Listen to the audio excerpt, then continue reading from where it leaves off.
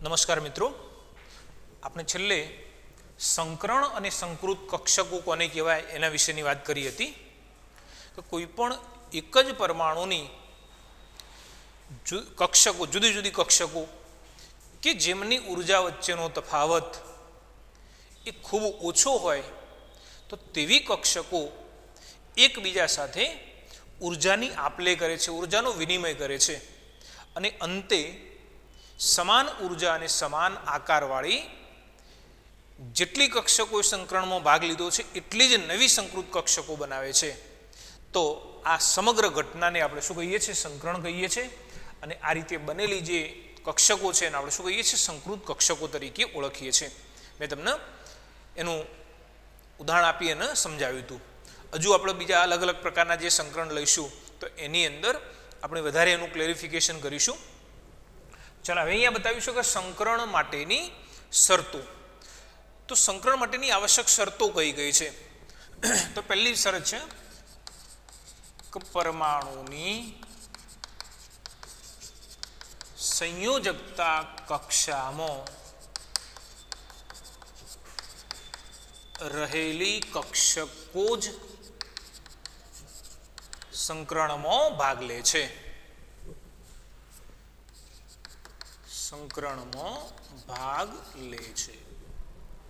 જો અહીંયા શું બતાવ્યું કે કોઈ પણ પરમાણુ છે તો પરમાણુની સંયોજકતા કક્ષામાં રહેલી જે કક્ષકો છે એ જ સંકરણની અંદર ભાગ લેશે. હવે તમે જાણો છો કે અહીંયા સંયોજકતા કક્ષા કોને કહેવાય? તો જે અર્ધપૂર્ણ ભરાયેલી કક્ષક છે એને આપણે સંયોજકતા કક્ષા તરીકે ઓળખીએ છીએ, અથવા જે સૌથી બહારની કક્ષા છે એના આપણે સંયોજકતા કક્ષા તરીકે ઓળખીએ. આપણે ઉદાહરણ લઈએ, દાખલા તરીકે નાઇટ્રોજનની વાત કરીએ. નાઇટ્રોજનમાં કેટલા 7 ઇલેક્ટ્રોન છે? તમે શું લખવાના? 1s2 2s2 2p3. તમે આમાં જોઈ શકો છો આ પહેલી કક્ષા છે. તો પહેલી કક્ષા પૂરેપૂરી ભરાયેલી છે, બરાબર છે. તો અહીંયા જે સંયોજકતા કક્ષા કહીએ છીએ એ કઈ? તો આ બીજા નંબરની જે કક્ષા છે કે જેમાં ઇલેક્ટ્રોન પૂર્ણપણે ભરાયેલા નથી, બરાબર ને? તો આ જે કક્ષા રહી એ સંયોજકતા કક્ષા છે. તો હંમેશા પરમાણુની જે સંયોજકતા કક્ષા હશે એ કક્ષાની અંદર રહેલી જે કક્ષકો છે એ જ સંકરણની અંદર ભાગ લે છે. એના પછી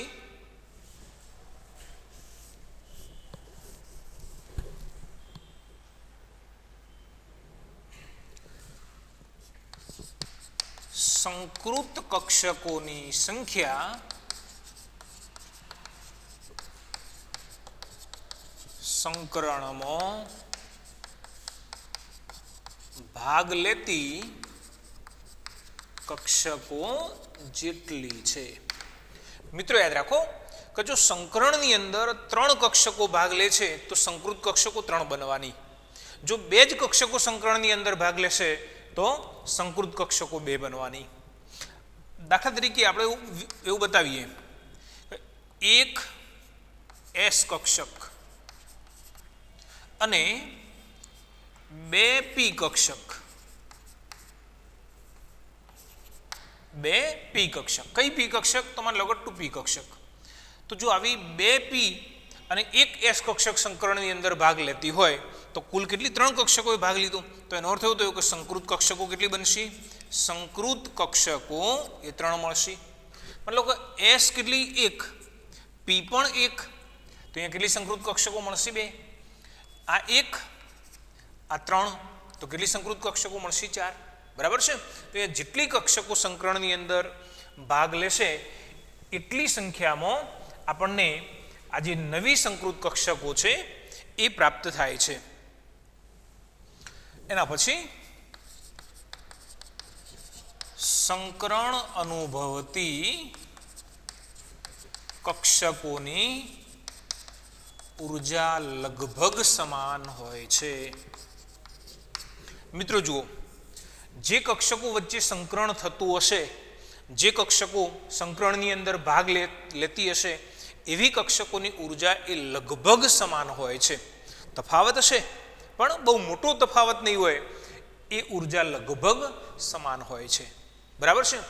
જો ઉર્જાનો તફાવત બહુ મોટો હશે તો એવી કક્ષકો સંકરણ અનુભવતી નથી અથવા તો સંકરણ એમના વચ્ચે શક્ય નથી.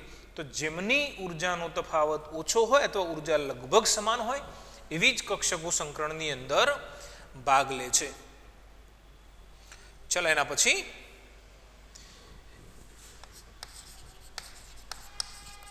એવું જરૂરી નથી કે અર્ધપૂર્ણ ભરાયેલ કક્ષકો જ સંકરણમાં ભાગ લેશે. પૂર્ણ ભરાયેલ કક્ષક પણ સંકરણમાં ભાગ લે છે. ચલો મિત્રો જુઓ, અહીંયા એવું બતાવ્યું છે કે અર્ધપૂર્ણ કક્ષક જે છે એ જ સંકરણમાં ભાગ લેશે એવું નથી. જે પૂર્ણ ભરાયેલી કક્ષક છે એ પણ સંકરણની અંદર ભાગ લઈ શકે છે. કેવી રીતે જુઓ, આપણે અહીંયા ઉદાહરણ લઈએ. દાખલા તરીકે નાઇટ્રોજનની હમણાં વાત કરી હતી, 1s2 2s2 2p3. તો અહીંયા 2pમાં કેટલા 3 ઇલેક્ટ્રોન છે, 1 2 અને 3. પણ અહીંયા 2sમાં કેટલા ઇલેક્ટ્રોન છે, 2 ઇલેક્ટ્રોન છે. તો એવું નહીં કે ખાલી અર્ધપૂર્ણ ભરાયેલી કક્ષકો હોય એ જ સંકરણની અંદર ભાગ લેશે ને પૂર્ણ ભરાયેલી કક્ષક એ સંકરણની અંદર ભાગ નહીં લે, એવું નહીં. પૂર્ણ ભરાયેલી કક્ષક પણ સંકરણની અંદર ભાગ લે છે. બરાબર છે. તો અહીંયા આ સંકરણ માટેની જે મહત્વની શરતો હતી એ આપણે અહીંયા બતાવી છે. હવે આપણે જુદા જુદા જે સંકરણ છે એના વિશેની વાત કરવાની છે. નોટ કરી લેજો.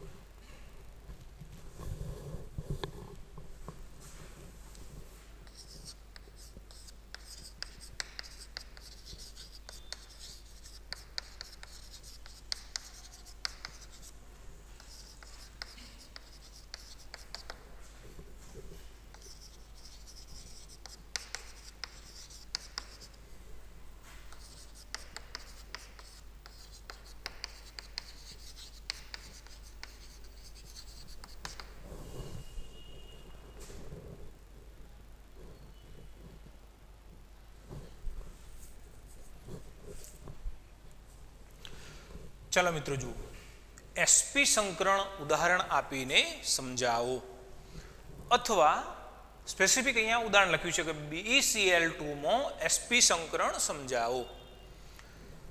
હવે તમે જુઓ કે અહીંયા BeCl2 નું ઉદાહરણ લઈ અને આપણે એસપી સંકરણ સમજાવવું છે.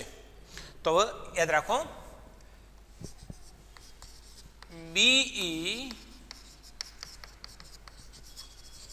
પરમાણુની ઇલેક્ટ્રોન રચના આપણે આ રીતે લખીએ છીએ.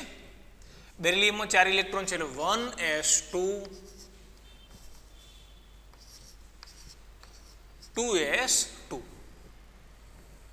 જો અહીંયા પહેલી કક્ષા એ પૂરેપૂરી ભરાયેલી છે, પણ બીજી કક્ષાની અંદર કેટલા 2 ઇલેક્ટ્રોન છે. અહીંયા 2p કક્ષક એ બિલકુલ ખાલી છે. બેરિલિયમમાં ઇલેક્ટ્રોન કેટલા 4 છે, બરાબર છે. અને જો 4 જ ઇલેક્ટ્રોન હશે તો 1sમાં 2 2sમાં 2, 2p કક્ષક બિલકુલ ખાલી છે. અહીંયા સંકરણનું નામ આપ્યું છે એસપી સંકરણ.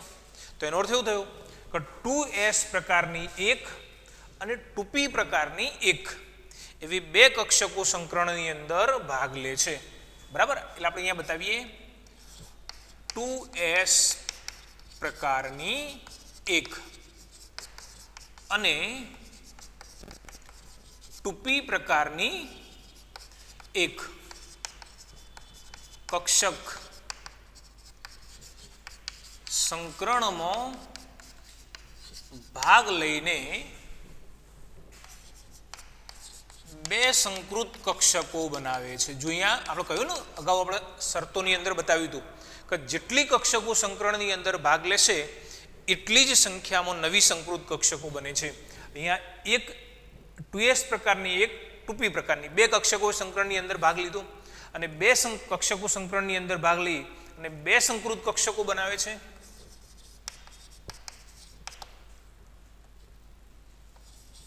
જે sp સંકૃત કક્ષકો છે અને સંકરણ કયું sp છે. થોડુંક આપણે એનો વધારે વિગતથી સમજીએ. માની લો કે આ 2s કક્ષક બરાબર છે, આ 2s કક્ષક. ચલો સંકરણની અંદર કેટલી આપણે અહીંયા બતાવ્યું છે કે એક 2s પ્રકારની અને એક 2p પ્રકારની કક્ષક સંકરણની અંદર ભાગ લે છે.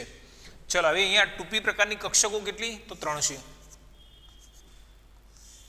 1 2 અને 3. મતલબ કે અહીંયા આ 3 2p કક્ષકો છે એ સંકરણની અંદર ભાગ લેતી નથી, કોઈ પણ એક જ કક્ષક સંકરણની અંદર ભાગ લે છે. બરાબર. અને જો કોઈ પણ એક જ કક્ષક એ સંકરણની અંદર ભાગ લેતી હશે તો અહીંયા બે કક્ષકોએ સંકરણની અંદર ભાગ લીધો એવું માની લો કે આ કક્ષક કઈ 2p કક્ષક તો આજે આપણે અહીંયા 2pz બતાવીએ છીએ એ કક્ષક ધારો કે સંકરણની અંદર ભાગ લે છે. બરાબર. હવે જો એક કક્ષક આ સંકરણની અંદર ભાગ લેતી હોય અને એક કક્ષક આ સંકરણની અંદર ભાગ લેતી હોય, હવે અહીંયા કેવું છે કે s કક્ષક આ પ્રકારે છે ગોળાકાર અને આ કક્ષક 2p કક્ષક આ પ્રમાણે ડમ્બેલ્સ આકારની છે. હવે શું બનશે જુઓ કે આની ઉર્જા ઓછી, આની ઉર્જા કેવી વધુ. બરાબર છે. તો અહીંયા બંને કક્ષકો સૌથી પહેલા શું કરશે, સંકરણનો અર્થ એવો થાય કે કક્ષકોનું સંમિશ્રણ થવું, એકબીજાના અંદર ભળી જવું, ઉર્જાનો વિનિમય કરવો અને આકાર સરખા બનાવવા. તો વધુ ઉર્જાવાળી જે કક્ષક છે શું કરશે, આને કેટલીક ઉર્જા આપશે. મતલબ કે આની ઉર્જા ઘટશે અને આની ઉર્જા વધશે. પરિણામે એક તબક્કો એવો આવશે કે બંનેની ઉર્જા સરખી થશે અને જ્યારે બંનેની ઉર્જા સરખી થાય તો બંને કક્ષકોના આકાર સરખા થાય. બરાબર છે. ચલો દાખલા તરીકે આ બંને કક્ષકો સંમિશ્રણના અંતે આ પ્રમાણે આવી બે કક્ષકો બનાવે છે. બરાબર.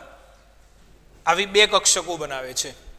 હવે જો આ કક્ષક જે બંને હતી એની અને આની અંદર જો આપણે તુલના કરીએ તો કોઈક ફરક દેખાશે. કેવો ફરક કે બંનેના લક્ષણો, જે નવી બનેલી કક્ષક છે એની અંદર આ બંનેના લક્ષણો આવશે. કેવી રીતે તમે જોઈ શકો છો કે આ પ્રમાણમાં પાતળી અને એની લંબાઈ વધારે હતી.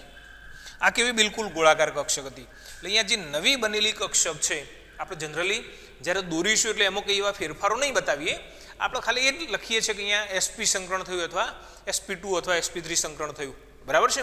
પણ એકચ્યુઅલી જ્યારે બને તો એનું જે અહીંયા આગળ કેરેક્ટર છે અથવા તો કેટલી કક્ષકો સંકરણની અંદર ભાગ લીધો છે એ બધી બાબતોનો અહીંયા આધાર એના ઉપર રહેલો હશે. ચલો અહીંયા બે કક્ષકો બની.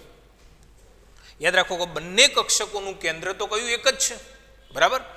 અર્થાત આપણે એમ કહીએ કે આ રીતે જે બે કક્ષકો બની, આ એક કક્ષક અને બીજી કક્ષક પણ આ જ કેન્દ્ર ઉપર ગોઠવાયેલી છે. બરાબર. ચલો કેવી રીતે ગોઠવવી કક્ષક, ચલો બીજી પણ દાખલા તરીકે હું આ રીતે ગોઠવી દઉં, બીજી કક્ષક પણ આ જ રીતે ધારો ગોઠવાયેલી છે. તો તમે તો એવું કહેશો આ તો એકની એક જ કક્ષક છે, બે જ નહીં. બરાબર. એટલે બે કક્ષક આપણે બતાવીશું કેવી રીતે, આ રીતે બતાવીશું. જો ધ્યાન રાખજો, કોઈ પણ જે કક્ષક લઈએ એમાં જે આપણે ઇલેક્ટ્રોન ભરીએ છીએ તો ઇલેક્ટ્રોન એક હોય અથવા તો બંને હોય, તો કો તો આ બાજુના ભાગમાં હશે ને કો તો આ બાજુના ભાગમાં હશે. બે ઇલેક્ટ્રોન હોય તો પણ દાખલા તરીકે આ બાજુના ભાગમાં હોઈ શકે અથવા તો આ બાજુના ભાગની અંદર હોઈ શકે. બરાબર. એટલે એક ભાગ એક્ટિવ હશે ને બીજો ભાગ અનએક્ટિવ હશે.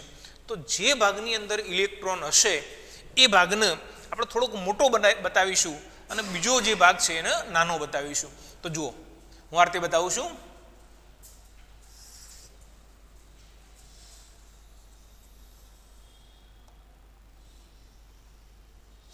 આ રીતે બતાવી દીધું. તમને એમ થાય કે આ તો બહુ બે હરખી હરખી હતી કેમ આવી નાની બતાવી. આપણું જે કોમ્પ્લિકેશન આગળ ન થાય એ માટે હું તમને અહીંયા બતાવું છું. જો મિત્રો યાદ રાખો કે બે કક્ષકો જે બની તો આવી કક્ષકો અવકાશમાં ગોઠવાશે કેવી રીતે, તો બંને કક્ષકો શક્ય તેટલી એકબીજાથી દૂર ગોઠવાય છે, બરાબર ને? જે બંને કક્ષકો બની એ બંને એકબીજાથી દૂર ગોઠવવાની અવકાશમાં એવી રીતે ગોઠવાશે કે જેથી કરીને એમના વચ્ચેનું અંતર મહત્તમ હોય અને અપાકર્ષણ ન્યૂનતમ હોય. ચાલો જુઓ, કક્ષકનો એક ભાગ જેમાં ઇલેક્ટ્રોન છે એ આ બાજુ છે અને આ જ કેન્દ્ર ઉપર જે બીજી કક્ષક હશે કે જેમાં ઇલેક્ટ્રોન હશે એ ભાગ કઈ બાજુ એનાથી વિરુદ્ધ દિશામાં હશે. તો બીજી કક્ષક આ રીતે આવશે. આ એક્ટિવ ભાગ બતાવે બીજી કક્ષકનો અને એનો અનએક્ટિવ ભાગ આપણે અહીંયા બતાવીએ છીએ, બરાબર ને? જો આ રીતે બતાવતા હતા તો આપણને એક જ દેખાતી હતી, પણ હવે અહીંયા બે દેખાય છે. ખ્યાલ આવે છે ને? જો કઈ કઈ હું પહેલા એક જ દોરું છું.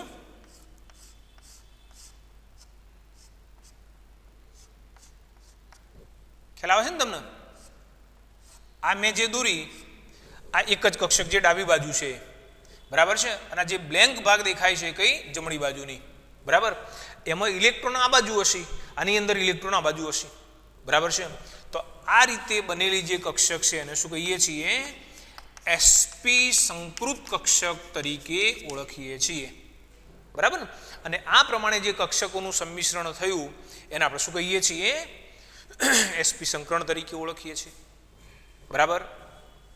ચલો મિત્રો જુઓ, તો આ રીતે આવી બે સંકૃત કક્ષકો ગોઠવાઈ, બરાબર? ચલો, બે સંકૃત કક્ષકો તો બની ગઈ. હવે તમે અહીંયા યાદ કરો ઇલેક્ટ્રોન કેટલા હતા? બાહ્યતમ કક્ષાની અંદર બે ઇલેક્ટ્રોન હતા. તો આ બંને ઇલેક્ટ્રોન ગોઠવાય કયો આગળ? એક આની અંદર, એક આની અંદર, બરાબર? ચલો, હવે અહીંયા અણુ કયો રચાય છે? તો BeCl2. ચલો, BeCl2. Cl ની ઇલેક્ટ્રોન રચના કેવી છે? આરતી છે 1s2 2s2 2p6 3s2 3p5 2 2 4 6 10 2 12 ને 5 17. હવે આનો અર્થ એવું થયો કે p ત્રણ પ્રકારની કક્ષકો છે, 3px 3py અને 3pz, બરાબર છે? એટલે અહીંયા 5 ઇલેક્ટ્રોન ગોઠવવાના છે. કેવી રીતે ગોઠવશો? 1 2 3 4 5. તો આમાં તમે જોઈ શકો છો કે એક 3pz કક્ષક જે અર્ધપૂર્ણ ભરાયેલી છે, બરાબર ને? મતલબ કે આને એક ઇલેક્ટ્રોન અષ્ટક પૂરું કરવા માટે એક ઇલેક્ટ્રોન ખૂટે છે. તો આ ક્લોરીનની 3pz કક્ષક એ બેરિલિયમની જે sp સંકૃત કક્ષક છે એની સાથે ઇલેક્ટ્રોનની ભાગીદારી કરે છે, બરાબર છે? તો આપણે આ રીતે બતાવીએ.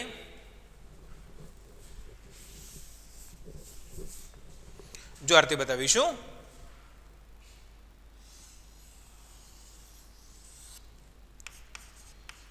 Be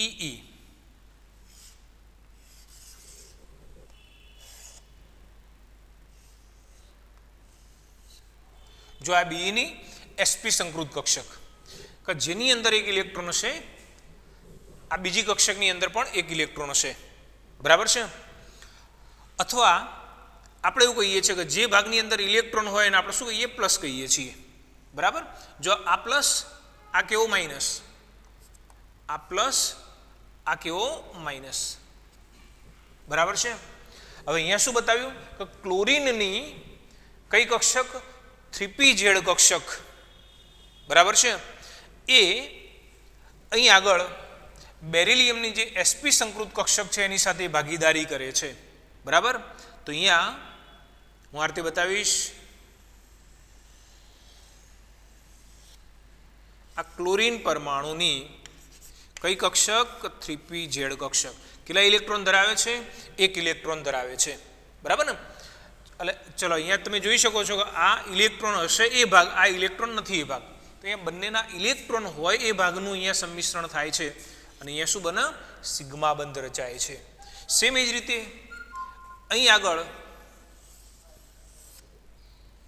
બીજો ક્લોરીન પરમાણુ, ક્લોરીનની 3pz કક્ષક. અહીંયા ઇલેક્ટ્રોન હશે, આ ઇલેક્ટ્રોન સિવાયનો ભાગ છે. મતલબ કે જે જગ્યાએ બંનેમાં ઇલેક્ટ્રોન હોય એ ભાગ એકબીજા સાથે સંમિશ્રણ પામે છે અને અહીં આગળ ઇલેક્ટ્રોનની ભાગીદારી દ્વારા શું બનશે? તો સિગ્મા બંધની રચના થાય છે, બરાબર છે? તો આપણને જે અણુની રચના થઈ એ કેવી મળશે? આ પ્રમાણે મળશે BeCl. કયો બંધ આ? સિગ્મા બંધ. કયો બંધ આ? સિગ્મા બંધ. અને એને આપણે શું કહીએ છીએ? BeCl2 તરીકે ઓળખીએ છીએ. બરાબર છે? કદાચ પેમ્ફલેટમાં અહીંયા ભૂલથી 2PZ લખેલું છે તો આપણે એને 3PZ સમજીશું. બરાબર? તો મિત્રો અહીંયા યાદ રાખો કે આ રીતે થોડુંક વર્ણન બધું મેં લખ્યું નથી. આવી જે sp સંકૃત બની એ સંકૃત કક્ષક ક્લોરીન પરમાણુની 3PZ કક્ષક, બરાબર ને, જે અર્ધપૂર્ણ ઇલેક્ટ્રોન ધરાવે છે. ક્લોરીનની 3PZ કક્ષકમાં મેં ઇલેક્ટ્રોન રચના લખીને તમને સમજાવ્યું. તો ક્લોરીનની 3PZ કક્ષક જે અર્ધપૂર્ણ ઇલેક્ટ્રોન રચના ધરાવે છે તો અર્ધપૂર્ણ કક્ષક ધરાવે છે, એની સાથે ઇલેક્ટ્રોનની ભાગીદારી કરીને સિગ્મા બંધની રચના કરે છે. આમ 2 BeCl સિગ્મા બંધની રચના થાય છે. બરાબર છે? તો આજે આપણે અહીંયા અણુ સમજાવ્યો છે તો જે ઉદાહરણ લીધું છે BeCl2 કે જેમાં sp સંકરણ થયેલું છે. બરાબર? અને sp સંકરણ દ્વારા આ રીતે 2 BeCl સિગ્મા બંધની રચના થાય છે. બરાબર? નોટ કરી લેજો. એના પછી બીજો મુદ્દો જોઈએ.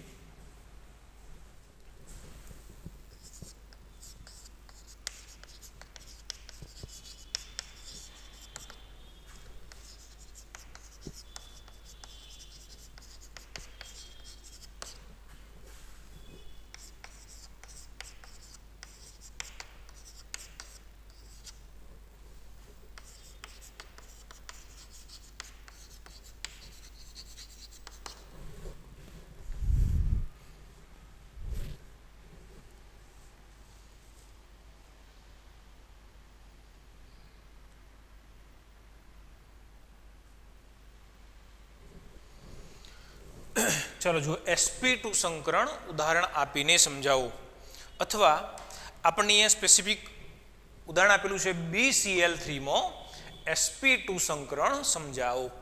મિત્રો હવે જુઓ એક બાબત ક્લિયર થઈ કે sp2 સંકરણનો અર્થ શું? S પ્રકારની એક અને P પ્રકારની બે કક્ષકો સંકરણની અંદર ભાગ લે છે. ચલો અહીંયા મધ્યસ્થ પરમાણુ કયો? બોરોન. તો જે સંકરણ થવાનું એ કોનું થવાનું? બોરોનની જે સંયોજકતા કક્ષામાં રહેલી કક્ષકો છે એમની વચ્ચે સંકરણ થવાનું છે. અને એ સંકરણની અંદર એક S અને બે P કક્ષકો સંકરણની અંદર ભાગ લેશે. તો આપણે અહીંયા બતાવીએ. બોરોન કેટલા ઇલેક્ટ્રોન? 5. 1s2 2s2 2p1. બરાબર ને? 2 2 4 ને 1 5 આવી ઇલેક્ટ્રોન રચના છે. બરાબર? તો આપણે અહીંયા બતાવીએ કે બોરોન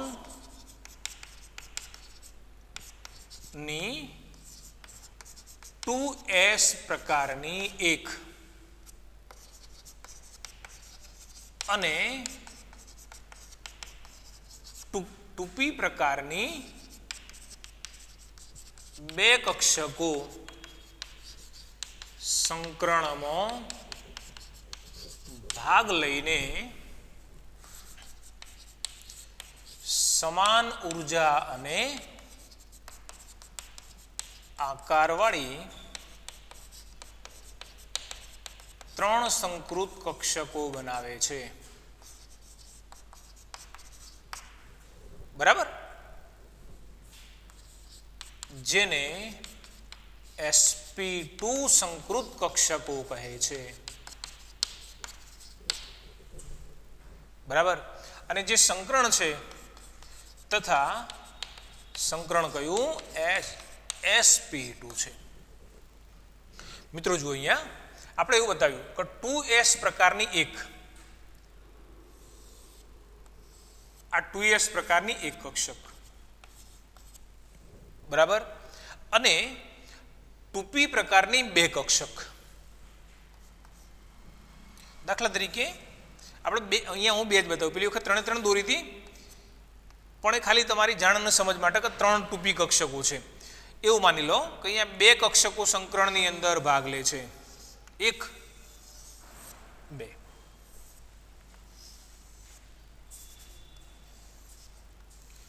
ટૂંપી પ્રકારની કક્ષકો 3, પણ અહીંયા 2 ટૂંપી કક્ષકો સંકરણની અંદર ભાગ લેશે. જો મિત્રો યાદ રાખો કે જેટલી કક્ષકો સંકરણની અંદર ભાગ લેશે એટલી જ નવી સંકૃત કક્ષકો બનશે. ચલો અહીંયા 2 અને 1 એટલે 3 કક્ષકોએ સંકરણની અંદર ભાગ લીધો. હવે તમે વિચારો કે જો 3 સંકૃત કક્ષકો બનતી હોય, એક જ કેન્દ્રના આજુબાજુ એને ગોઠવવાનું હોય, તો એ કક્ષકોનું ગોઠવવાની કેવી રીતે? દાખલા તરીકે આ કેન્દ્ર, અહીંયા તમારે 3 કક્ષકો ગોઠવવી છે આ કેન્દ્રની આજુબાજુ, તો કેવી રીતે ગોઠવશો? જો આ રીતે એનો બીજો અનએક્ટિવ જે ભાગ હશે એનાનો બતાવી દઉં, બરાબર? એક આ રીતે. ચલો બીજી કેવી રીતે? આ રીતે. ચલો ત્રીજી કેવી રીતે? આ રીતે. મતલબ કે સમતલીય ત્રિકોણ આકારે આ જે કક્ષકો છે એ ગોઠવાય છે. એસપી સંકરણની અંદર કેવી રીતે ગોઠવાઈ હતી? તો રેખીય આકારે ગોઠવાઈ હતી. યાદ કરો, બંને સામે ગોઠવાય, લાઇનર ગોઠવાયેલી છે, બરાબર ને? તો રેખીય પ્રકારે ગોઠવણી પામે છે, બરાબર. જ્યારે આની અંદર એ સમતલીય ત્રિકોણ આકારે ગોઠવાય છે. મિત્રો ફરીથી યાદ રાખો, કક્ષક આ પ્રકારની નથી. કક્ષક તો કેવી હશે? જેવો ભાગ અહીંયા છે એવો ને એવો જ ભાગ એના સામે પણ હશે, જેવો ભાગ અહીંયા છે એવો જ ભાગ અહીંયા પણ હશે, જેવો ભાગ અહીંયા છે એવો અહીંયા પણ હશે. પણ તમે જાણો છો કે જેવો ભાગ બંને બાજુએ છે એવો ને એવો જો દોરવા જઈએ તો અહીંયા કેવું કન્ફ્યુઝન થતું હતું, બરાબર ને?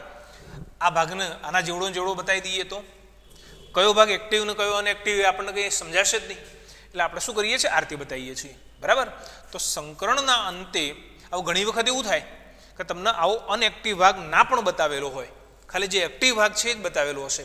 એટલે તમારે સમજી લેવાનું કે જે ભાગ તમે અહીંયા રજૂ કર્યો છે એનો અડધો ભાગ બરાબર સામે હશે, પણ એને આપણે દર્શાવતા નથી. તો આ રીતે,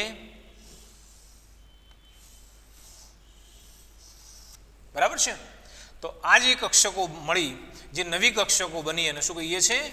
sp2 સંકૃત કક્ષકો કહીએ છીએ, બરાબર. હવે મિત્રો તમે જુઓ કે જે sp2 સંકૃત કક્ષકો એ કેટલી? 3 થઈ, 1, 2 અને 3. હવે એની અંદર ઇલેક્ટ્રોન કેટલા ગોઠવવાના છે? જો અહીંયા કેટલા? 2s1 ના 2 અને 2p ના 1. તો અહીંયા 3 ઇલેક્ટ્રોન આપણે અહીંયા ગોઠવવાના છે. હવે 3 કક્ષકોની ઉર્જા સમાન છે, તો 3 ઇલેક્ટ્રોન ગોઠવાય કેવી રીતે? એક આની અંદર, એક આની અંદર ને એક આની અંદર, બરાબર. હવે એવું નથી કે 2s ની ઉર્જા ઓછી ને 2p ની ઉર્જા વધુ. સંકરણ થયું એટલે શું થયું? ઉર્જાનો વિનિમય થયો. આ વધારે ઉર્જાવાળી બંને કક્ષકોએ થોડીક ઉર્જાને આપી. સંકરણનો અર્થ જ એવો છે કે બધાને સરખા બનવાનું છે, બરાબર છે? અથવા આ આના જેવું ના એના જેવું બનવાનો પ્રયત્ન કરે છે, બરાબર છે? અને એના પરિણામે અહીંયા કક્ષકો ઉર્જાની આપલે કરી, ઉર્જાનો વિનિમય કર્યો અને સમાન ઉર્જાવાળી અને સમાન આકારવાળી કક્ષકો બનાવી છે. એટલે તમે જુઓ કે આ બિલકુલ જાડી હતી, આ કેવી? પાતળી અને ડમ્બેલ્સ આકારની હતી. અહીંયા ડમ્બેલ્સ તો જળવાઈ રહ્યું, બરાબર છે, પણ આનું લક્ષણ આની અંદર થોડુંક આવ્યું. કેવું? એની જાડાઈ વધી, બરાબર છે. તો આ રીતે આવી 3 કક્ષકો બને છે. અને આ જે 3 કક્ષકો બની એ કોના સાથે? 3 Cl સાથે ઇલેક્ટ્રોનની ભાગીદારી કરશે, બરાબર. હવે તમે જાણો છો કે જે Cl પરમાણુ છે એમાં કઈ? 2pz કક્ષક હશે, બરાબર. તો આપણે આરતી બતાવી શકીએ. Cl પરમાણુની 2pz કક્ષક આપણે આરતી બતાવીએ.